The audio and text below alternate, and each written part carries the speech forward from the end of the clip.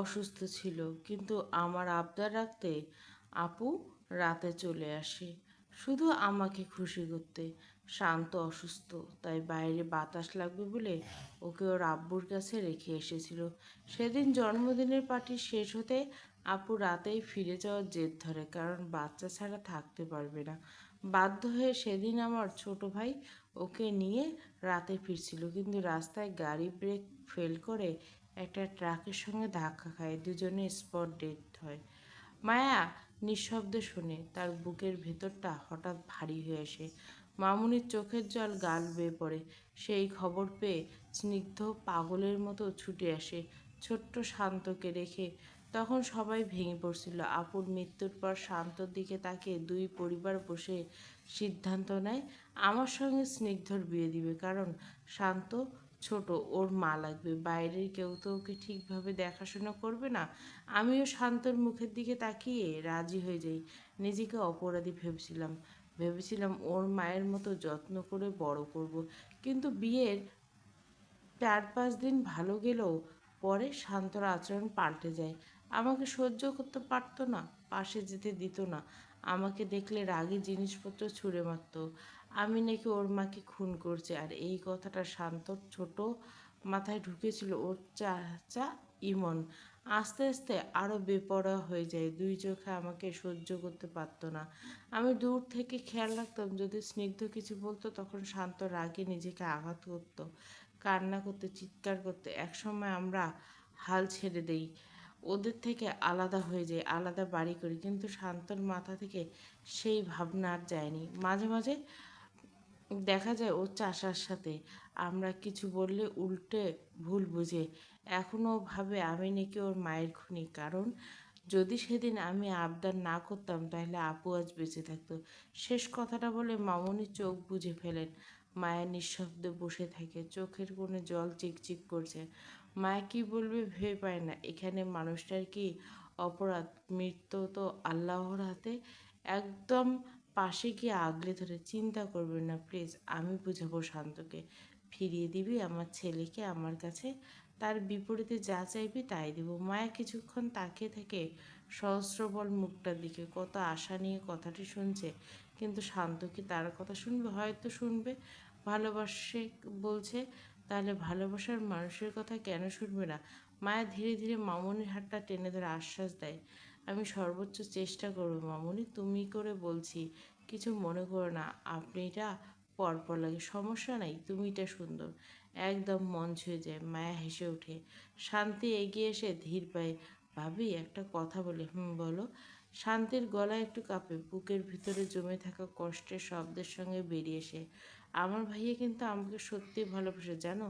ও কখনো মেয়ের ধারে কাছে যায়নি, কিন্তু তোমাকে দেখার পর সোজা বাসায় বিয়ের কথা বলল।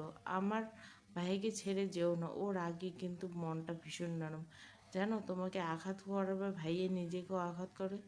আমি একবার ভাইয়ের বুকে অনেক ক্ষত দেখছি, জিজ্ঞাসা করতে বলছো তোমাকে আঘাত করছে, তাই নিজেকে সে একই আঘাত দিচ্ছে। সত্যি বলছি, তোমাকে ছাড়া আর ভাইয়ে বাঁচবে না।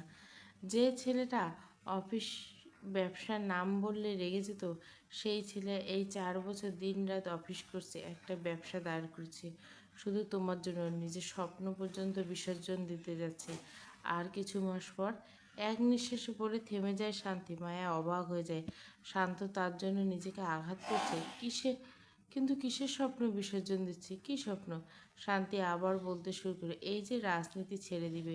ভাইয়ের ছোটবেলা থেকে রাজনীতির প্রতি টান ছিল, ভার্সিটিতে গিয়ে আরও বেশি জড়িয়ে যায়। আমরা কেউ কিছু বলতাম না, ভয় পেতাম। ভাইয়া নিজের মতো থাকতো, আব্বু কিছু বললেও শুনতো না, উল্টো আবদার করতো। একসময় আব্বু সায় দেয়, কারণ জানতো ভাইয়া অন্যায় কিছু করবে না। অনেক কষ্টে ভাইয়া সফল হয়ে এমপি হয়, তার স্বপ্ন পূরণ হয়। কিন্তু যেদিন শুনেছি তুমি রাজনীতি পছন্দ করো না, সেই দিনই বলেছে সব ছেড়ে দেবো, কিন্তু পারছে না, কারণ ইতিমধ্যে মানুষের ভালোবাসা 5 বছরের জন্য নির্বাচিত হয়েছে, তাই সময় নিয়েছে। বলেছে এমপি পদে আর দাঁড়াবে না। আর জানো, ভাইয়া বলেছে এই পদে থাকলে তোমার জীবনেও রিস্ক আছে। ভাইয়ারও রিস্ক আছে, সে ছেলের মৃত্যু পরোয়া করে না। সে ছেলে তোমাকে পাওয়ার পর বাঁচার ইচ্ছা 1000 গুণ বেড়ে গেছে। মায়া চুপ করে থাকে। না চাইতেও মনের গভীরে একটা ভালো লাগা জেগে ওঠে, কিন্তু কেন সে বোঝে না। চুপ করে সব শুনে যায়, ভাবছে আসলেই কি এমন ভালোবাসা সম্ভব। মায়া মায়া চিৎকার করে ডাকতে ডাকতে শান্ত রুমে ঢুকে, কণ্ঠে ঝাঁজ। নাম ধরে ডাকতে গিয়ে মায়া ভয় পায়, নিশ্চয় রেগে আছে।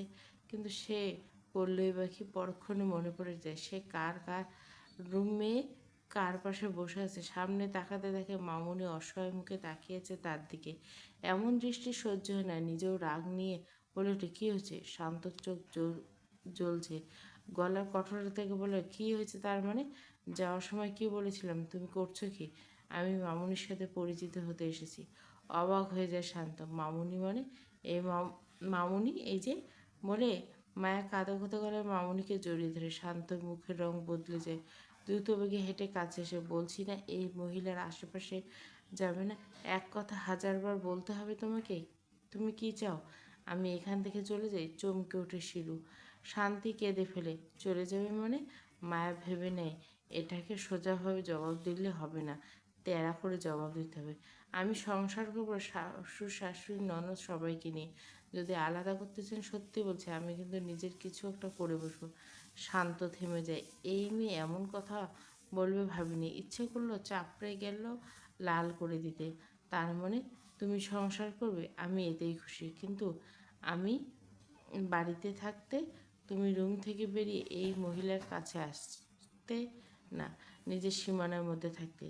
মায়া হেসে মামুনির দিকে তাকায়, চোখ কেঁদে, ওকে চলো বলে শান্তর হাত ধরে রুমে ফিরে আসে। অন্যদিকে খুশিতে আত্মহারা শান্তি। তার মানে মায়া এখন থেকে মামুনির সাথে মিশতে পারবে। একদিন ভাইয়াও সব মেনে নেবে। শান্ত ওয়াশরুম থেকে বের হয়ে তেই মায়ের প্রশ্ন ছিল, আপনি না বলেছিলেন মিটিংয়ে যাচ্ছেন, তাহলে 30 মিনিটের মধ্যে আবার বাড়ি চলে এলেন কেন? শান্ত ধীরে ধীরে মায়ের কাছে আসে, গলায় মুখ ডুবিয়ে ফিস ফিস করে জবাব দেয়, অর্ধেক রাস্তা থেকে ফিরে এসেছি যখন দেখছি সিসিটিভিতে তুমি শান্তির সঙ্গে রুমের বাইরে যাচ্ছ। মায়া একটু ঠেলে সরাতে চায়, কিন্তু পারে না। শেষমেশ হাল ছেড়ে দিয়ে চোরা চোখে তাকে জিজ্ঞাসা করে, কী ভেবেছিলেন পালিয়ে যাচ্ছি? মুহূর্তে শান্তর মায়ের গলা হালকা কামড় বসে। পালিয়ে যাবার অপশান তোমার জীবনে নেই ভেবে শাহরিয়ে শান্ত চৌধুরীর সাথে তোমাকে মৃত্যুর আগ পর্যন্ত থাকতে হবে। মায়া চুপ করে যায়, কোনো উত্তর দেয় না। শান্ত কোলে তুলে নিয়ে যায় বারান্দায়। বাইরে সন্ধ্যার হাওয়া বইছে, সূর্য অস্ত যাচ্ছে ধীরে ধীরে। ছোট্ট দোলনায় বসে মায়া শান্তর কোলে। আকাশের দিকে তাকাতে মায়ের চোখে জল জল করে ওঠে, লাল আভায় ভাসছে দিগন্ত। শান্ত এক দৃষ্টিতে তাকিয়ে থেকে মায়ের দিকে। মায়ের মুখে চোখে প্রশান্তি।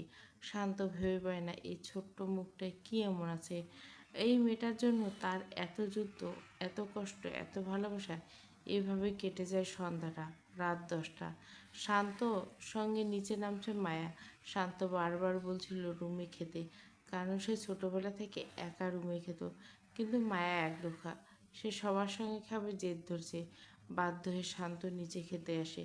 নিচে ইতিমধ্যে খাবার পরিশোধিত হয়েছে। একটু আগে উপরে খাবার পাঠিয়েছে শিলু, শান্তি, স্নিগ্ধ, তিনজনে বসেছে খাবার টেবিলে। হঠাৎ মায়া শান্তকে একসাথে নিচে নামতে দেখে সবাই চমকে যায়।